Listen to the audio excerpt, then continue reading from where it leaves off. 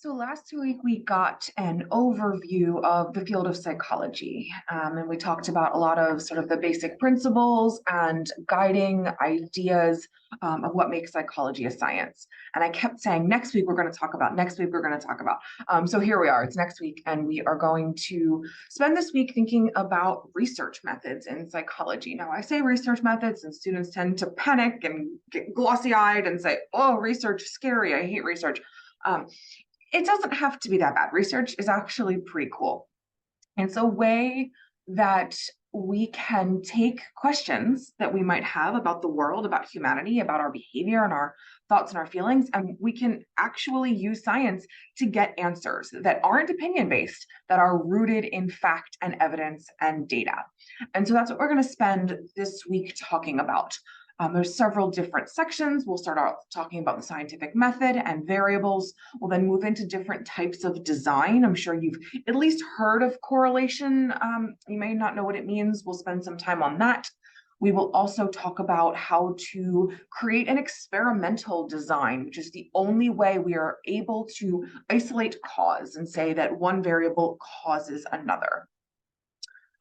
And then we will have to spend some time thinking about ethics. We have to be ethical researchers. So when we are conducting research, how are we protecting our participants from harm? And then finally, we will end by talking about how we evaluate research. Not all research is created equal. Some is better than others in terms of the quality. So we'll spend some time thinking about that. Now, I already mentioned this a little bit, but I want you to take a second and think about, why do we need research? Why is it important? Why can't I just make a claim or just say, well, I believe, whatever it is that you think. Well, it's really easy for us to become fooled by opinions, beliefs, stories, even promising findings. Sure, you've all heard, I hope you know, but just because it's in the media, just because it's on the internet or you hear it on TV, doesn't necessarily mean that it's true. We're constantly inundated with really sensationalist headlines. Things like social media is destroying teens' health. Okay, I hear what they're going for, but that's a little bit oversold. Ever heard the term clickbait? Clickbait refers to these really just over the top sounding headlines that make people say, ooh, I want to know more, click. Now, we can certainly have an argument about whether social media is bad for teens' health, but research lets us actually test that question. Lets us actually see if there's an association between social media and health. And further than that, lets us see if there's a causal relationship. So just because there's a relationship between social media and mental health, assuming there is, doesn't necessarily mean that social media is causing problems in health. Let's use an example. We know that children with autism often struggle with verbal skills. And so over the years, scientists have come up with a whole bunch of different techniques to help them communicate. We use things like sign language. We use picture communication systems where they can hand you a picture of a snack and you know that they're hungry. There's a whole bunch of different techniques that we've used. Now, in the early 90s, a new communication method for children with autism began to circulate. It was called guided or facilitated communication. And this new form of communication was all the rage. Basically, there's a little keyboard, and the facilitator would sit next to the child and guide their hands across the keyboard. And so what was happening was that all of a sudden, these formerly communicationless children were making these really stunning leaps. They were writing full sentences. They were writing really profound poetry. At first, people thought this was a miracle, right? This is groundbreaking. This is game changing. But after a while, they started to question it and say, those are some awfully huge leaps or bounds that these students are making in communication. Do we buy that the guided communication is working the way that it's supposed to be? And that's the beauty of research methods. By isolating variables and thinking critically, We don't have to guess. We can actually test whether or not this new technique is actually allowing autistic children to communicate. Any ideas on how we might do that? Take a second and think about it.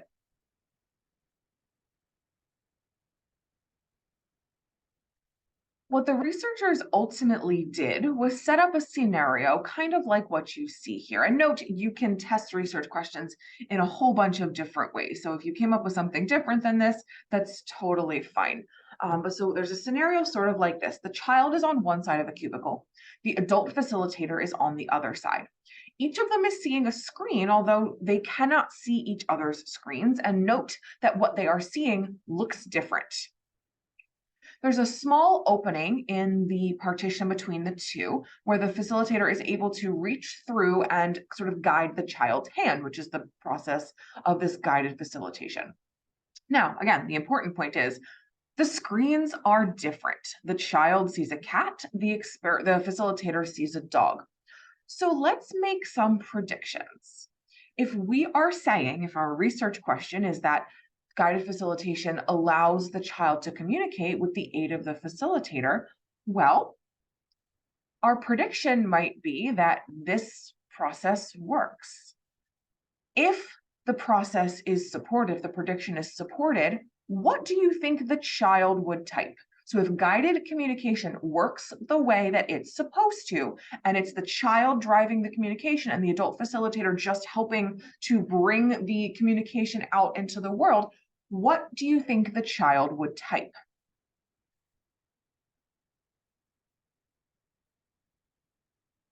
If you guessed that the child would type cat, you'd be correct. The child sees the word cat on the screen in front of him. So presumably, if this method works the way it's supposed to, the child would type what the child sees. Now, and what the facilitator sees shouldn't matter. Now, on the other hand, if the prediction is not supported and it's actually the facilitator who's driving the communication, what would we expect the child to type then? If you guessed that the child would type dog, you would also be correct, because that's what the adult facilitator is seeing. Now, in 100% of the cases, the child typed the word dog, which is consistent with the idea that guided facilitation doesn't actually work the way that it's supposed to. So using research methods, we were able to take a real world question with pretty profound impacts for children with autism and their families and give us a data-driven answer. This isn't just my opinion about whether guided communication works. We were able to test this question and get scientific, empirical, data-driven evidence to show that it does not. Now, I'm sure that you have all heard of the scientific method. It's a process that allows us to test specific hypotheses or predictions that are derived from broader theories of how things work.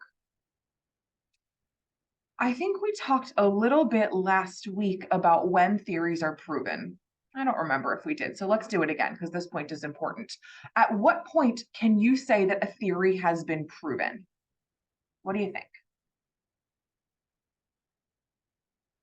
When I ask this question in class, when I teach this class live, students will usually say things like when you have a lot of data or when all of the data point in the same direction. It's a great guess. Unfortunately, it was a trick question. We can actually never prove theories. In fact, I never want to hear you use the word prove in this class or any other science class. Our science is amazing. It can do some really, really spectacular things, but at the end of the day, researchers are human and humans are fallible, which means that we make mistakes. So we can never be 100% sure that our data are saying what we think they're saying. Maybe there was an error in the methodology. Maybe there was an error in the analyses. Maybe there was a confound that we didn't control for. So we always have to leave just that little bit of space for error. So I don't ever want to hear you say a study proved that, because that's inaccurate and we shouldn't write that way. What we can say instead is our hypothesis was supported. Our hypothesis was confirmed. The evidence suggests that, but please don't use the word prove. I will be very dramatic about it and we'll take points off of your papers if I see it. Now, you can think about the scientific method as a toolbox of skills that are designed to counteract our tendency to fool ourselves. I'll tell you more about what I mean about that in a second. Ultimately, we can use the scientific method um, and think of it as a bunch of different tools or strategies or techniques that help us gain information and test hypotheses. And these will get us closer and closer and closer to the truth. Okay. So moving through this lecture, we're going to go through some of the tools in your scientific toolbox. But first, let's take an example and sort of work our way through it. The scientific method begins with observation, where we start to notice things that happen in the world around us. Those of you who are psych majors or who are going on moving through the social sciences, you might notice that you really start to think about things in terms of research questions. It drives my husband bonkers. For example, when I go out to dinner with my male partner, I started to notice that the servers in the restaurants would bring the check over and sit the check in front of my male partner. And so at first, this is just an observation. This is a pattern. This is a trend that I've noticed. I'm not saying it happens every time, but I'm saying it happens often enough for me to start to pay attention to it. And this leads to a question. Well, so why is this happening? Right? Why is this trend happening? Well, does it happen because of dated patriarchal assumptions about who has access to money within a relationship? Historically speaking, it's typically the man who would control the family finances. Now, we know that's not true so much anymore, but some of those assumptions or those tendencies can sort of linger. So now we're asking the question, is this because of dated patriarchal assumptions about who controls the money in a relationship? From there, I make a hypothesis or I make a prediction. I'm going to predict that the reason that this happens, the reason that the check gets dropped in front of my male partner, is because of our patriarchal system. And so I might then turn that into a prediction and say, um, when I go to a restaurant, with my male partner, the server will place the check in front of my partner more often than they will place it in front of me or in the center of the table. Now, remember how we talked about falsifiability? That's a falsifiable statement. Either they will place the check in front of my partner more, or they will place it in front of me or in the center of the table more. One of those options is going to happen. So now we have to experiment or gather data. And there's a lot of different ways that I can do this. Can you think of any? If you were trying to design this study, how might you collect these data?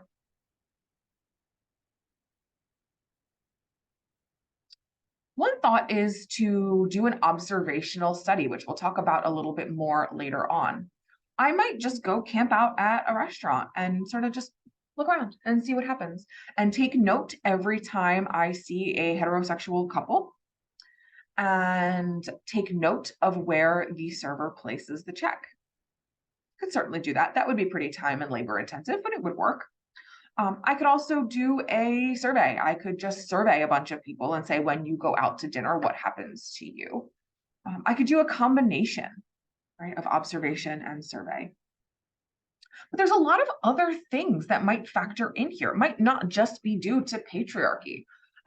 The server's beliefs are probably really important here. So if I'm making the hypothesis or the prediction that this is happening because of patriarchal assumptions, well, whether or not the server holds those assumptions is probably going to be extremely relevant. I might be interested in the age of the server, right? We know that older people tend to have more traditional gender role beliefs than younger people. I might be interested in the gender of the server. Do men behave differently than women on this? I think they probably would. Maybe the quality of the restaurant. I would argue that an Applebee's or a Fridays is a different experience than a really fancy restaurant. So I'm starting to think about all of these different pieces of this puzzle. Eventually, I'll draw my conclusions. Either my data were supported or they were not. So I might look at my observational data and say, yeah, the server did place the check in front of my male partner 70% of the time compared to the 10% of the time they placed it in front of me and the 20% of the time they placed it in the center of the table, whatever my findings are. In that example, my hypothesis was supported. And so from there, I would write up my results. I would start to consider some of those additional factors that I hadn't maybe thought about before, like gender and age of the server and quality of the restaurant. And then I would write up all of those results to share with my colleagues. And we do that through presentation at conferences. We do that through publication in journals. We'll talk more about that later on in the week. And so that's the scientific method in a nutshell. Moving up next, I want to start to think through all of the different pieces that go into that process. Okay, the variables, the data methodology, we're going to kind of dig through all of that in the next lecture. So I will see you then.